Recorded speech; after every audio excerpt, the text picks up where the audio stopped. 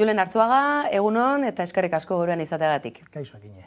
Herritarren askatasunerako idazkaritza ardura duzu, eskuartean, EH Bilduren baitan. David Plaren atxilotzaren berri izan dugu, badirudi euroagindu hori, mehatxu hori basuela gainean, eta baldintzapeko askatasunaren baitan, izenpetzera joan denean, atxilotu egin dutela. Zer gertatzen ari da? Gertatzen ari dana da, euroagindu hori eskatu zitzaion, epaiketa bat egin zen, epaiketa sumario izan zen, egon ginen epaiketa hori jarraitzen Parisko auzitegian, ez zegoen akusaziorako inolako zantzurik, Santiana Katxeno dela abokatuak berak esaten zuen ez zegoela inolako motibo juridikorik David Pla amen erreklamatzeko, euroagindu horren bitartez, eta hala eta guztiz ere tribunalak onartu zuen euroagindua, estradizioa ulertzeko, jarri izan helegitea, ez zaio kasu egin, eta zegoen halako egoera batean, edozein momentuan hau ejekutatu alzala.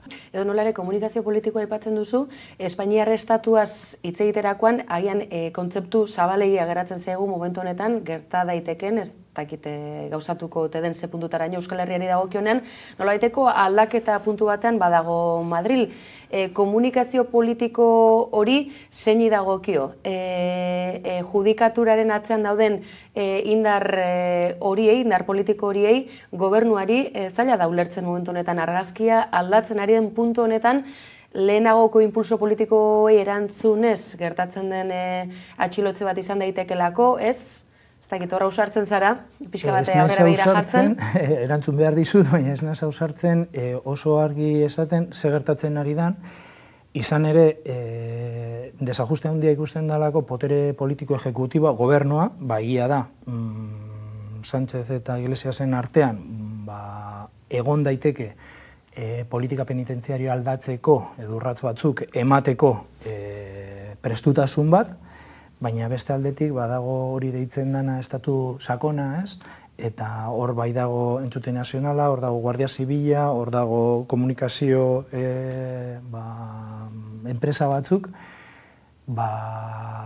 ikuspegi zarrarekin funtzionatzen dutela. Eta nahi dutena da nolabait garaitu edo ikuspegi horretatik ikusi hemen bizikidetza eta bake prozesu bat dana, eta garaipen edo galtzaile edo irabazleen ikuspegi batetik oraindik ikusten dute, nik uste dut horregatik bilatzen dituzte horrelako irudiak, ez? Etaren ordezkariak eta papera oso potente eduki dutenak bakea esartzean herri honetan, esposatuak eta euren ibilbide juridiko errepresibo guzti horretatik pasa arazten, ez? Kontradizio bat egon daiteke batzuen eta besteen artean, gestoetan eta formetan nik esango nuke nabaria. Orain frogatu behar dana da, ia benetan Espainiar gobernuak ejekutiboki beste gauza batzuk egiteko gai eta prest badagoen.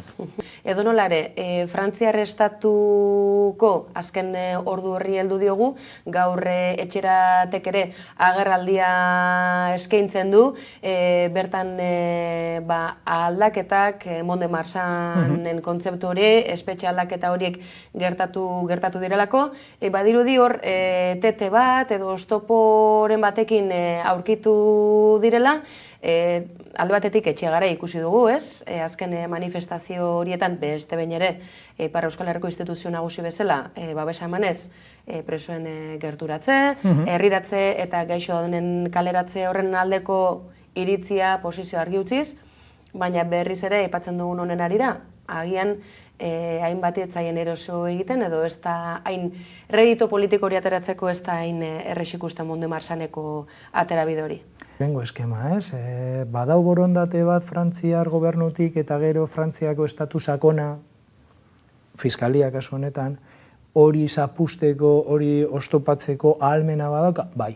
Zeintzuk izan daitezke hori interesak, ez dakit Frantzian eta Espainian berdin jokatzen duten, baina zailtasunak egongo zirela aurreikusten genuen, espero dut hau zailtasun bat bada, baina ahalik eta azkarren euskal preso guztiak bi gartzela horietan bateratua egotea, eta halako oztopo, halako jukutri, halako eskenatokiak espero dut ez errepikatzea.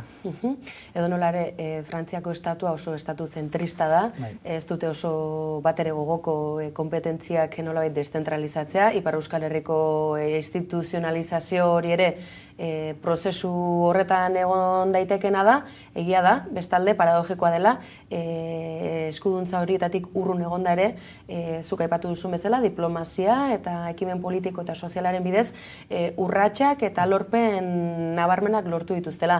Euskal Herriari dagokionean, lorpen horiek edo gerturatze leku aldaketa horiek ez dira begibistakoak, mugimendu diskreto batzuk egon egondu dira, gerratu aldaketa batzuk, baina kasu oso konkretu batzutan aurreko Espainiar gobernuaren garaiei helduaz, Sánchezen gobernu horri helduaz. Pablo Iglesias eta Podemos Unidasen aliantza horren bidetik aldaketak etor daitezke, edo nola ere, ikusten duzu erreal izan daiteken urrats bat izatea, aipatu duzu, transferentzien auzi hori. Realidade tangible bati buruz ari gara, EAE, Nafarroako gobernuek eskuduntza hori edukitzeko, espetxe eskuduntza horiek, auzi honetan esku hartze zuzen bat eduki ahal izateko, ze beti Madrilen dago pelota, ez da? Urkullu lehendakariak Jonan Fernandezen bidez horien batetan atera du, badirudi hau ere badela joko leku politikoa. Nik uste dute presoen gaiarekin astroak lerrokatzen ari dira nolabait benetako urratz sendo bat eman dadin. Egongo dira beste batzuk, saiatuko direla lerrokatze hori zapusten eta ez da erreza izango, baina nik 3 elemento jarriko ditut mahai gainean. Bat, nik uste dute herri mobilizazio eta mobilizazio sozialaren bitartez edatu da preso politikoen gaiari erantzun bat eman behar zaiola, hurbilpen bat emateko edo sakabanaketarekin amaitzeko eta euren etxeratzeko bidean lege arruntaren bidetik eta era arrazoizko batean gertatu behar dela, ez? Bigarrena, arrazoia daukazu, esaten danean hori gizartean oso edatua dagoela, eta nik uste dut Urkullu eta Jonan Fernandezek berak hori demanda trasladatzen diotenean Pedro Sánchezi, egiten ari direna da, nolabait, dagoen ikuspegi sozial hegemoniko horren gainean ipinten, urratsak exigitzeko. Horren aurrean, PSek eta Eneko Anduezak nik uste dut oso urduri eta oso inkomodo ateratzen dela esanez, mugimendu batzuk egin ditugu. Entrenamendu moduan nahi baduzu egin dituzu, baina guztiz ez nahikoak izan dira. Eta gainera, berdintasun ikuspegi batetik oso arbitrarioak. Esan nahi dut, preso bat egoera batean baldin badago hurbiltzeko, preso guztiak egoera berdinean aurkitzen direla, bide hori zabalduta atzetik joan behar dira. Eta hori ez da gertatu. Mugitu dituzte preso batzuk, esango sudur puntan ipini zaien kasuetan mugimenduak eman dituzte, guztiz arbitrario izan dalako, eta atzean egoera berdinean aurkitu daitezkenak ez dituzte mugitu. Orduan, horregatik azalpenak eman behar ditu Anduezak, oso mugimenduak eman ditugu, eta guztiz ez nahikoak, eta etorkizunean horiek askartu behar dira. Beste bi elementuengatik, bata, akonpainamendu bat ematen ari zaielako Euskal Herritik horrelako mugimenduei, sakabanaketa dela eta isolamendu egoerak direla eta gradu progresioan ematen ari diren oztopo guztiak salatuz. Aitatasun, amatasuna, gurasotasuna eta ume txikien eta motxiladun umeen kasuetan nik uste dut instituzioetan posizio oso argiak atera dira. Preso gaixoen inguruan, 100 mozioak aurkeztu eta aprobatu dira udaletan, batzar nagusietan eta parlamentuan.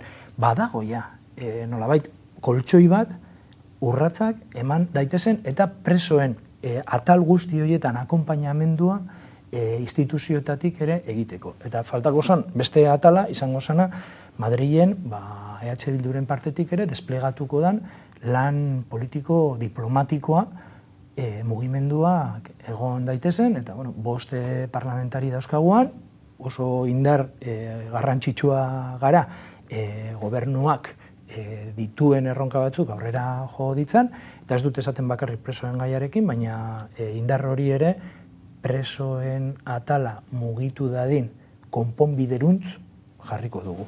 Hori galdetu nahi nizun, Madrilen H. Bilduk giltza jokoare izan duelako handi batean, ze botoi sakarazi dezake, ez da aztekoa espetxeetako juntak direla, azken batean azken hitza dutenak, ez, gradu aldaketei dagokenean behintzat, ze botoi sakarazi dezake junta horietara heltzeko zuk aipatu dituzun kasu guztiak, ez da?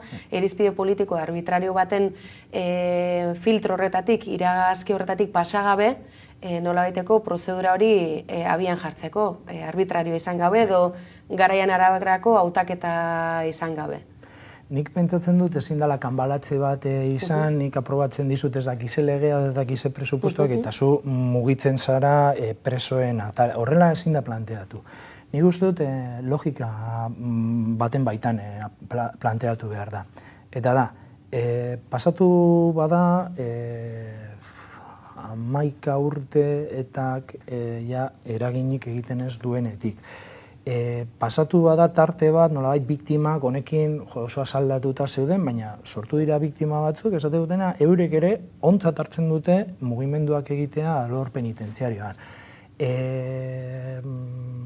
Badago transferentzia bat, eskuduntza batena prisioena dana, eta ematen du etorriko dana. Logika badauka, euskal preso guztiak ez onura hartzea, transferentzia horrekin egin daitezkeen benefizioaz, eta egongo dira preso batzuk sakabanatuak Espainian, hemen beste politika alternatibo bat garatu aldanean, espetxe beste ikuspegi batetatik hartuta, eta gainera ikusita preso hauek errotze eta gizarteratze printzipioak guztiz betetzen dutela, jarraituko dute Algecirasen, Huelvan edo Sevillan. Orduan, guk esaten dugu, bueno, ematen ari dira baldintza batzuk beste logika batez honi begiratzeko eta urratsak hasteko ematen. Eta hortan, efektibamente, Marlaskak dauka nolabait ardura, baina gero hori nola sekuentziatuko dan instituzio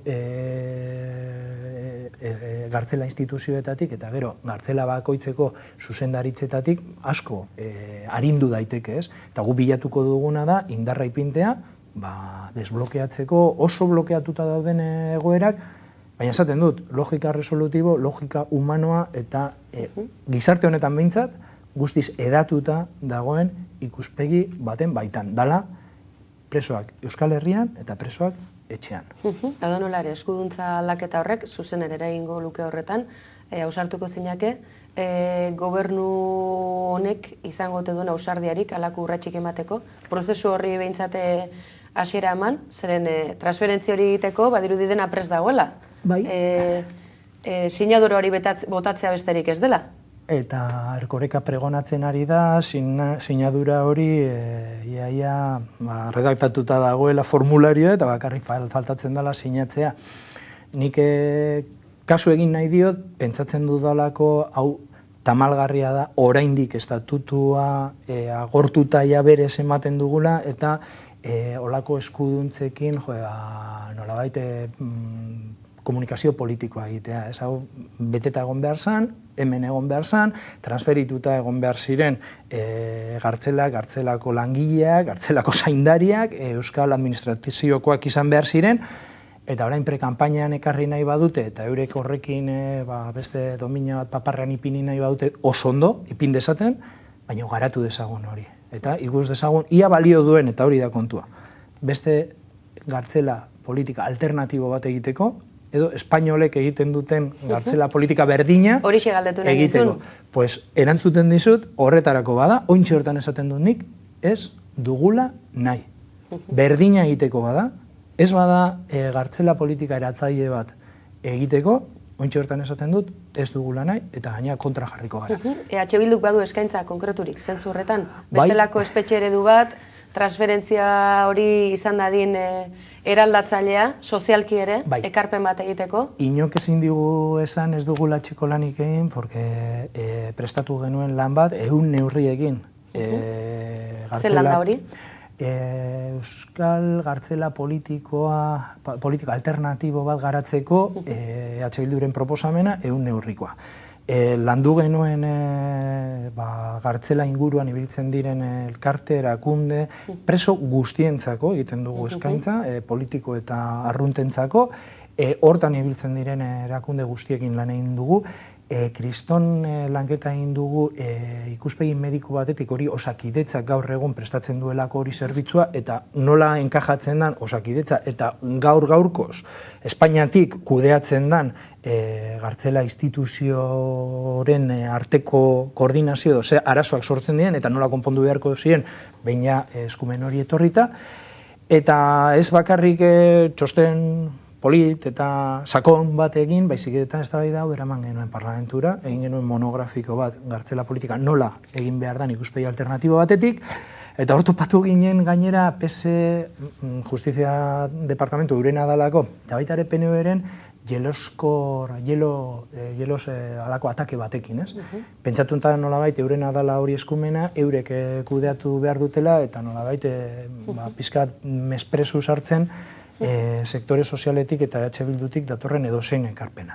Berriro esaten dut, ez da 100% guk egiten dugun ekarpen ambiziosoa aintzat hartuko, baina ez bada gartzelak beste ikusmira batetik munduan badira adibideak, ezta? Ez da EH Bilduren pentsatzen dut lanketa berezia eskatzen duela Euskal Herriko errealitate instituzionalera ekartzeko, baina honezkero badira, ez, eredu berri hauek abian direnak, oraindik ere zabalik dauden garai bateko kartzela zar gogor, kasi erdiareoko galeretarako erabilitako eraikinak direlako hainbat, horrekin hausten, ez? Ze nola irudikatu behar du Zaballa badirudielako Zaballa dela, ez? Espetxe ego edo behintzat Euskal Autonomia Erkidegoko espetxe berri horren irudia. Zaballa da, ez? Ez da eraikuntza. Da eraikuntza horren barruan ze politikarek eramango dituzu. Guk monografiko horren ostean planteatu genuen parlamentuan Justizia Batzordetik, Larraitz Ugartek gidatzen duen batzordetik, bidai bat egitea Noruegara. Esaten dute Noruegan direla munduko gartzelarik humanoena eta han garatzen ari den gartzela politika dala nolabait aurrerakoiena eta zentzu horretan presoari aukera gehien ematen diona berriro gizartera bueltatzeko eta hori dala azkenean gartzelaren helburua. Gartzelak dira oso txikiak, gartzelak oso permeableak dira gizarteak. Presoak gizartera bueltatu behar baduzu ezin duzu gizartetik isolatu, ez? Egon behar dut etengabe gizartearekin harremanetan jakiteko nola bueltatzen den azkarren eta hoberen. Galdetzen izun alare zertan da hori parlamentuan, zer nolako arrera horrek? Claro, es que egia da Noruegako eredua oso guretzat oso baliagarria izango zen. Orain etorri da Urkullu, pertsianazo eman du eta ekimen guzti horiek bertan bera gertatu dira. Ezin duzu imaginatu zenbat karpeta itxi behar izan ditudan, hemendik eta uda bitartean, pendiente genituen lan legegile edo gestiorako edo olako bidaiak behintzat egitearena. Guzti hori kolokan geratu da, hori datorren legintzaldirako bere horretan berriro planteatuko dugu, jarraituko dugu aztertzen beste modeloak eta gure modelorako nolabait eredugarriak izan daitezken beste prozesuak erakarri. Komunikazio politikoa aipatu didazu hainbatetan, eta horren karpeta hainbat itxi behar izan dituzuela egun gutxi batzutan, egun batetik bestera, komunikazio politikoa zari garela, hauteskunden aurrerapen hori izan dugulako albiste, eta bete-betean Zaldibarko krisi edo auziarekin lan istripu larria gertatu delako, baina ingurumen istripu larri baten aurrean gaudela. Berriz tarrazarazu, galdetu gabe ezin utzi. Egun hauetan pentsatzen dut, bolo-bolo ibili da edabide guztietan, baina pentsatzen dut eskualdean kasgora izango dela oraindik, kezu eta behorrek bere horretan segitzen duelako, eta oraindik ere atzo Urkullu ikusi genuen, korrika eta presaka Zaldibarrera gerturatzen, egun hauetan nahiko zakar ikusi dugu, komunikazio politiko baten ondorio da hori, improvisazioa, bien nahastura, nola ikusten duzu pixka bat hauteskundei begirako txampau, ireki berri dena? Norberaren prepotentzia eta nolabait jarrera soberbioa, porque nik uste dute Urkulluk beste gunean prentsaurreko horretan erakutsi zuena izan zen hain zuzen ere. Iñaki Iriondo hori erantzun ez duzu, ezta? Iñaki Iriondo galdetzen dira bere agertuko dan, eta berze gertutasuna dakan, eta galdetzen du bera ez dala mugituko Twitterren kanpainen bitartez, ez? Berak antolatuko du kanpaina, ez? Gertutasuna aipatzen dudala, ni zabortegi txirrista, hiltzaile horretatik 2 kilometrotara bizinaz. Eta ez hori bakarrik baizik, eta lagunak dauzkat, Eizaga auzoko 3-4 baserri daudela. Bertan izan ginen astelehenan. Eta Edurne laguna dute bertokoa, eta esan zidan, egia da, eskombro batzuk bertara jauzi bai, baina txarrena da urteak zeramatzatela abisatzen ze arriskoa langileak eurak zeukaten. ere, antza denez? Nola dan posible ukitzea langileak txirrista hiltzaile horretan oraindik lan egiten, eurek basekitenean mugitzen ari zala, azkenengo minutura arte basekiten, eta abisatzen diote beste batei ez hurbildu, porque hau mugitzen ari da, eta hori dira Alberto eta Joakinen azkenengo hitzak nolabait. Euren lankideak salbatu zituztenak? Salbatu zituzten, zirenak. eta nolabait, ondamendi hori pertsonala, langileena, familia hoiena, eta gero ondamendi bat ere ez naz alarmista jarriko, baina eskualdean ze arnasten dan, ze ur klase edaten dan, nik uste dut kezkagarria oso izaten da bertoko biztanleentzat, eta esatea, hau nik urrunetik begiratu dezaket, eta inok ez dit aginduko ara hurbiltzea, eta azkenean hurbiltzeko iruditzen zait prepotentzia eta soberbia ariketa ikaragarria. Honek, eta egia da batzutan, hau oso askartoa, eta gesto hauek ahazten dira.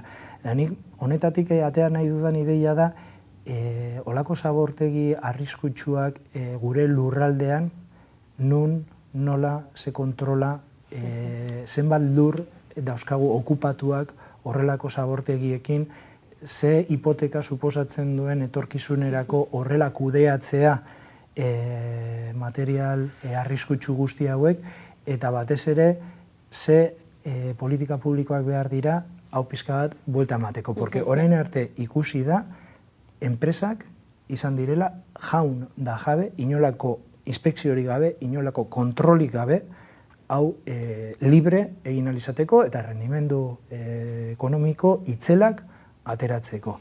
Bada momentua, pixka bat, beste aktore batzuk, natura, langileak, herritarrak inguruan bizi direnak, hoien gainean fokoa ipintzeko eta eurei erantzun bat hasteko ematen. Gardentasun politikarako pendiente geratzen den irakasgaia badela, agerian geratzen da, urteetako gestio eta behar publiko hori nolaiteko etekin ekonomiko hori atatzeko ohitura, ezta? Bizilagunek esaten zigutelako oso gertuko jendea izan dela enpresa mundura salto egin eta alako azpigiturekin aberastu dena, ezta? Bada nolabaiteko paradoja inguruan bertan ere bizitzea, ez bakarrik hori kudeatzen duten enpresako bazki ezberdinak, eskualdekoak direlako gehien bat, baizik eta paradoja areagotu egin da, Arriola, Eibarren bertan bizielako eta Durangaldean berriz Urkullu. Paradoja horren baitan, eta denbora ere gainera erortzen ari zaigulako, hauteskunden atarian gainera jarri gaituzte, Arriolak eskatu zuen bere agerpen hori ustez jakinda ez zuela egingo, gero harrapatu zuen, justo egun horretan bertan zegoen batzorde horren bilera agian etzekielako, baina hauteskunde aurrerapen horrekin, iragarpen horrekin, Urkulluren jarrera esan dezagun gogor horrekin, eta Eusko Alderdi Jeltzalearen nolabaiteko erantzun komunikatibo horrekin. Deigarria egin zait, Zaldibarko auzi hau, eraman nahi izatea, bereek sare sozialetan, Eusko Alderdi Jeltzaleak atzo bertan jarri zuelako Twitterren, eta erakundeko zuzendari izandako bat izan dela auspotzen ari dena sare sozialetan euren aurkako kanpaina gaina, zerazki batzokietan zabor poltsak herritarrek ustearena. Nik beste ikuspegi batetik esango dizut. Pentsa, atera da Gogora Institutuak egin dituela kontratazio irregular batzuk Montai jelkideen enpresa batena. Pentsa, nik zalantzan ipinten badut Gogoraren zoru etikoa horrelako kontratazio ustez ustelak egiten dituztelako. Izango zen, ikaragarrizko eskandalua, deituko zioten denetarik, ez? Baina behitxu eurek zer erabili duten etaren komodina, logikoa den aserraldi bat erakusteko edo adierazteko modu bati aurre egiteko, ez?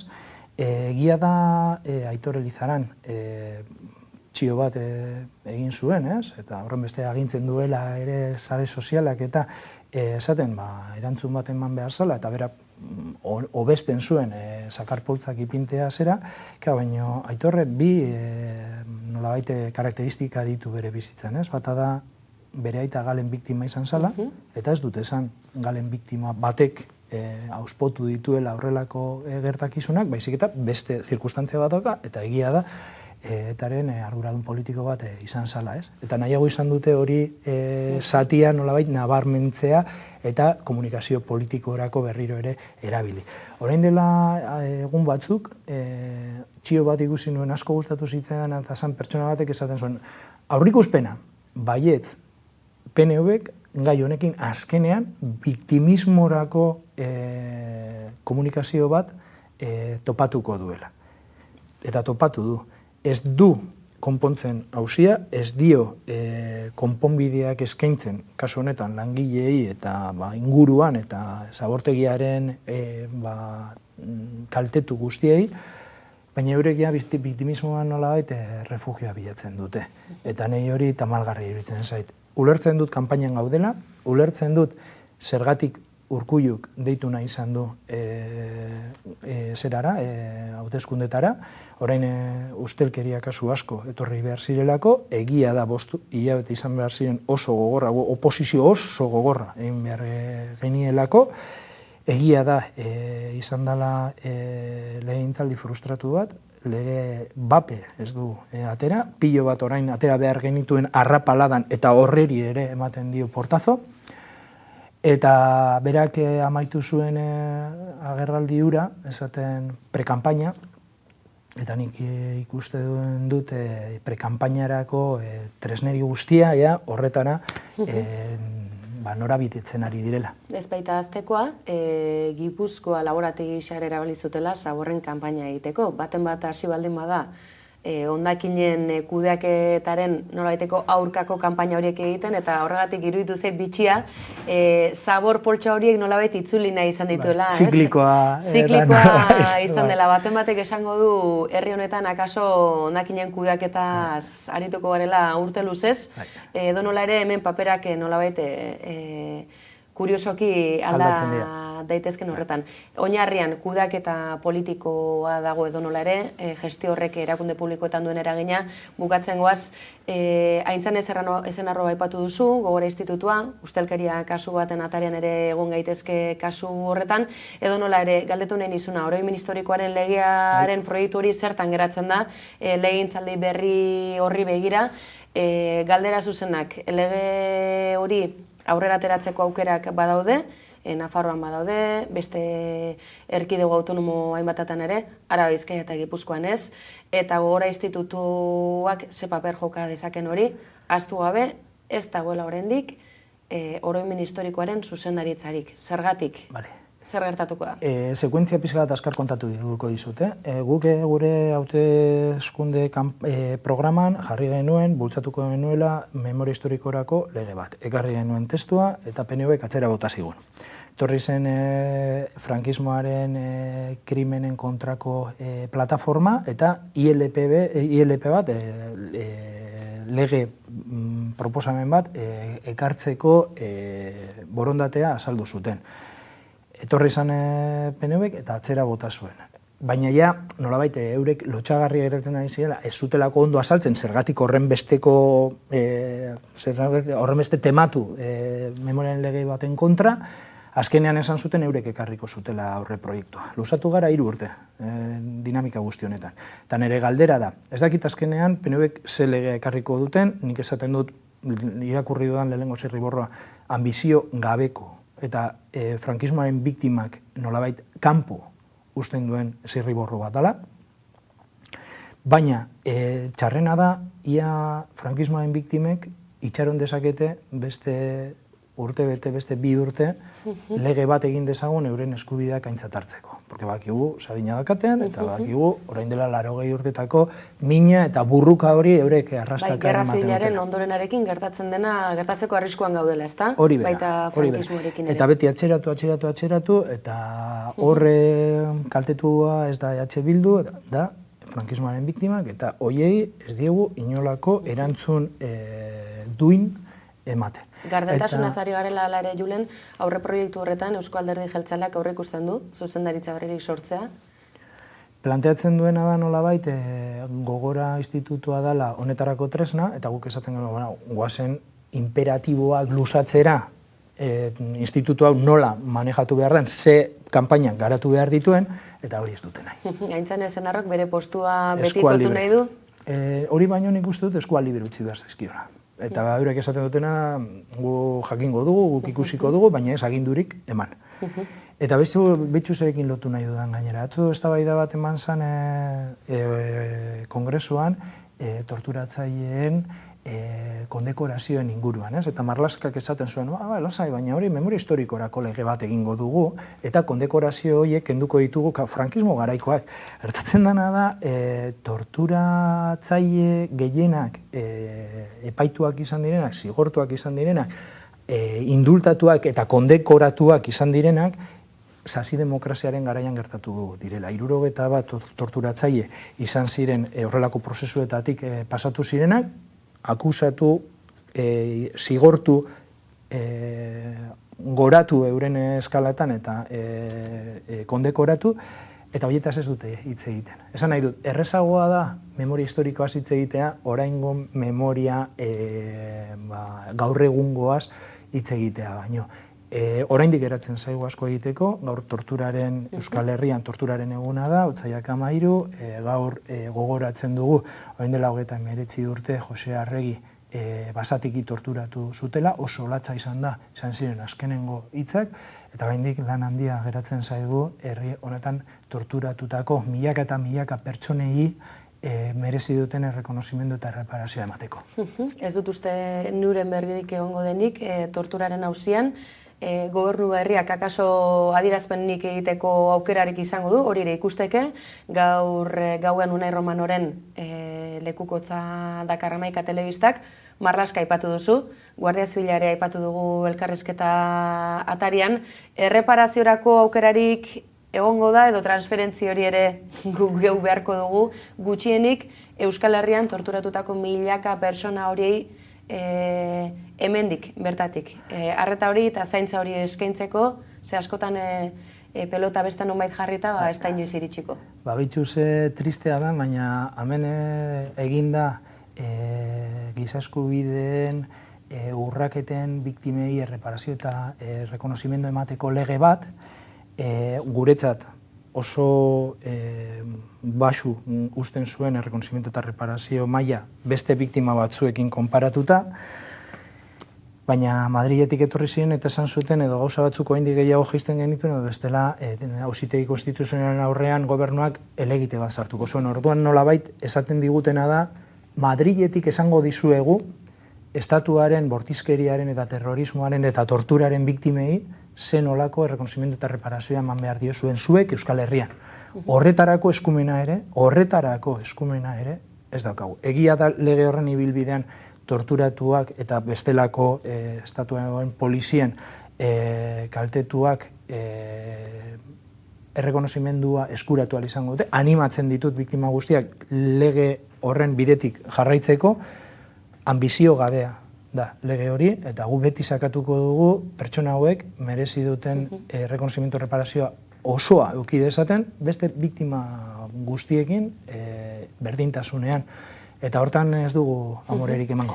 Hori elkarrizketaren hasierara eramango dut, ez baita aztekoa ertzaintza tartan baita ere, tortura kasu salaketa hainbat daude, eta hori ondorengo kondena astronomikoak ere bai. Eta, hain zuzen ere, Euskal Herritik urrunen dauden presoen kasuak direla horiek, ezta? Orduan, badirudi, egun konkretu bati dagokion zerbait dela, errelato bati ditutako, baina oso errelato bizia eta aktuala dela esan genezak, ezta?